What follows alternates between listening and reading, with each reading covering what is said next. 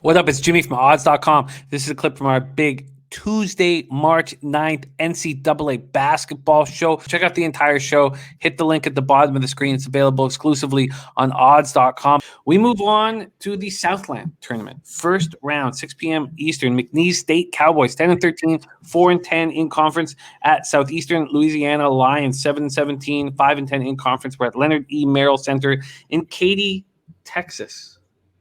See what we are dealing with here. McNeese opening up as 1-point favorites. They're now 2 or 1.5. This total opened up at 146.5. I see 145.5 and 147.5. So the market a little confused as to the total. McNeese State closed out the season with home losses to Nicholls State and Lamar. Their high octane offense was shut down in those two defeats. They averaged 20 points less than their season average in both. They have 4 players averaging double digits in Keyshawn Faisal, Drew Coxhazen, A.J. Lawson, and Carlos Rosario. The McNeese State offense scores 80.8 points per game. That's 16th among Division I teams. They get great distribution with 18.6 assists per game. They shoot 49.5% from the field, 39.2% from three, and 68.7% from the stripe. Southeastern Louisiana finished the year on a 4-game losing streak that started with a 95-91 home loss to McNeese State. They're led by seniors Keon Clairjot, who averages 15.9 points per game. The other lines averaging double digits are junior Gus Okafor, who averages 12.1 points, 6.7 boards, and Joe Kasperzik. They get poor distribution, only 10 assists per game, and they turn the ball over way too much, 16.1 times per game. They struggle shooting the ball. They only score 68.4 points per game while shooting 39.6% from the field, 30.3% from three, and 66.9% from the stripe. Their defense has allowed 78 points per game. That's 294th overall in Division I basketball. Max, McNeese, Southeast Louisiana, take it away. Yeah, Jim, I think that this is going to be a really aesthetically pleasing type game.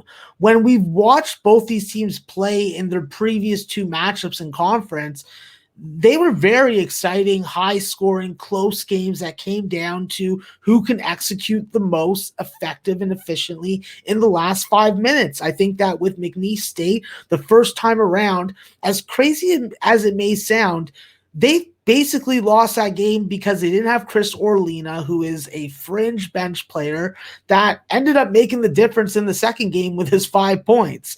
So I think that with McNeese, definitely there is the impression that they are very potent and high octane on offense, but we've really seen the defense really take form and really slow opponents down. And against this Southeast Louisiana team, they're going to have to play better 3-point defense because the numbers say that this is a McNeese spot all day, every day, that Sela doesn't have the offense to be able to go toe-to-toe. But unfortunately, what we've seen in these 2 matchups is that Sela definitely has the pieces. With Keon Clairjot, this is a guy that has high major experience, is able to dominate the freaking ball, get to the free throw line, hit 80% of his free throws. I think a guy like Isaiah Kirby, he's got to play a critical role and get you some freaking scoring inside the paint. I think that when you look at this McNeese State team, they run a more efficient offense. They take better shots. They're a better free throw shooting team. You got to just hope for an off shooting game from Southeast Louisiana. You got to have a balanced shot selection. You got to have good help D. So that falls on Faisal and Carlos Rosario. I think that with this defense and with helping on defense, you got to know your angles. You got to know how your refs are calling the game, and you got to be able to freaking avoid these fouls because a lot of the time, McNeese is putting their opponents on the free throw line, and if Sela's able to get to the free throw line the way that they have in the previous 2 games where they made more than 20 in each, then this is going to be a lot more difficult for them to win and win convincingly. I think that by the numbers, McNeese has a first half advantage of around 5 points, and it's a very important 20 minutes because they're not the best comeback team. If they fall behind, they're probably losing the game.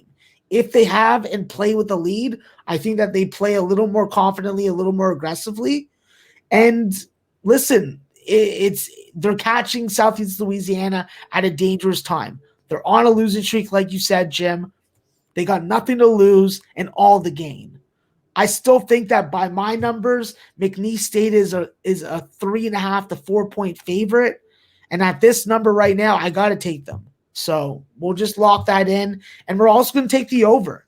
You know, I haven't been given an impression to believe that these guys aren't going to get into the 150s. So sign me up for the over too. Well, let's get you both here. Oh, beautiful. So the Fox bet has McNeese -1.5, but it's -118. FanDuel -2, -110, but Circa -1.5 at -110. So let's start there. -1.5 at -110 at Circa. And then see if there's any difference here in the totals. And yes, Circa giving you the best number by a point. So FanDuel and FoxBet both at 146.5, but Circa hanging a 145.5. Sounds good to me, brother. And we grab it over 145.5 at -110, available at Circa Sport. So side and total for our expert Maxwell Smart in the first round of the Southland tournament. McNeese against Southeastern Louisiana.